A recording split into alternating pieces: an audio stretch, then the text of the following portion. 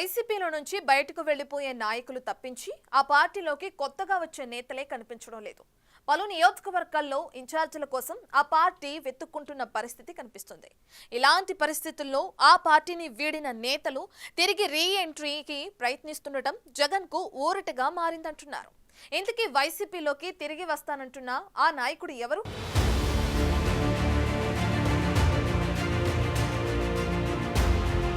గతంలో ఎప్పుడూ చూడని విపత్కర పరిస్థితులను వైసీపీ చూస్తోంది. గత ఎన్నికల్లో ఓడిపోయిన దగ్గర నుంచి ఆ పార్టీ గడ్డు కాలాన్ని ఎదుర్కొంటోంది. 151 స్థానాల్లో ఘన విజయం సాధించిన ఆ పార్టీ 2024 ఎన్నికల్లో కేవలం 11 స్థానాలకు పరిమితమైంది. 175 అసెంబ్లీ స్థానాలకు గాను కూటమి ఏకంగా 164 ఎమ్మెల్యే సీట్లను కైవసం చేసుకుంది. అధికార వైసీపీ కేవలం 11 స్థానాల్లో మాత్రమే విజయం సాధించింది. వైసీపీ కీలక నేతలు, మంత్రులు ఈ ఎన్నికల్లో ఘోరంగా ఓడిపోవడం జరిగింది. 11 సీట్లలో మాత్రమే విజయం సాధించి ప్రతిపక్ష హోదా కూడా సాధించలేకపోయింది. 4 పార్లమెంట్ స్థానాలకు మాత్రమే ఆ పార్టీ పరిమితమైంది.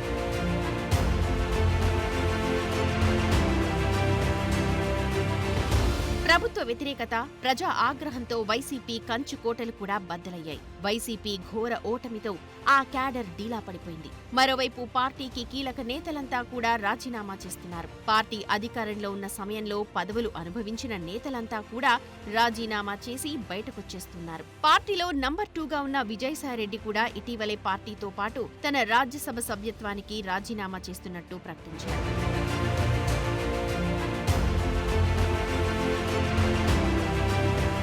పార్టీ నుంచి వెళ్లేవారు తప్పిస్తే పార్టీలోకి వచ్చే నేతలు ఎవ్వరూ కనిపించడం లేదు.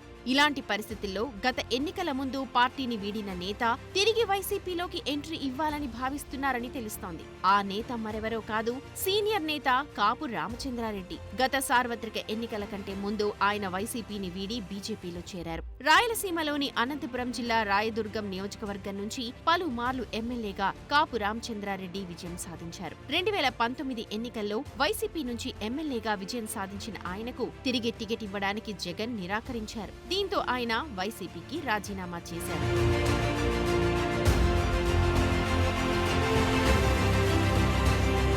వైసీపీకి దూరమయ్యాక కాపు రామచంద్రారెడ్డి కాంగ్రెస్ లోకి వెళ్లేందుకు ప్రయత్నించారు. కానీ రాష్ట్రంలో కాంగ్రెస్ పరిస్థితి ఏమాత్రం మెరుగుపడకపోవడం, అదే సమయంలో బీజేపీ, టీడీపీ, జనసేన పొత్తు కుదరడంతో ఆయన బీజేపీలోకి ఫిరాయించారు. గత ఎన్నికల్లో ఏపీ ఐఐసీ కార్పొరేషన్ చైర్మన్ గా ఉన్న మెట్టు గోవిందరెడ్డి రాయదుర్గం నుంచి వైసీపీ తరపున పోటీ చేసి ఓడిపోయారు. టీడీపీ నుంచి కాల్వ శ్రీనివాసులు ఇక్కడి నుంచి విజయం సాధించారు. ఓడిపోయిన తర్వాత మెట్టు గోవిందరెడ్డి పార్టీలో పెద్దగా యాక్టివ్గా లేరు.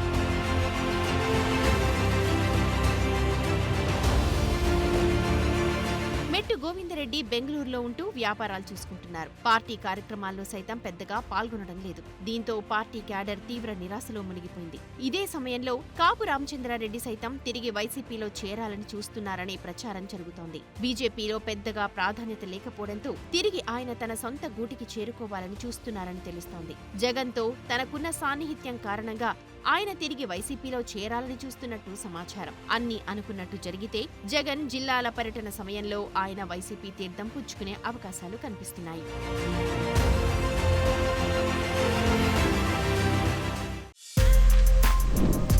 For more videos like this, subscribe Big TV channel.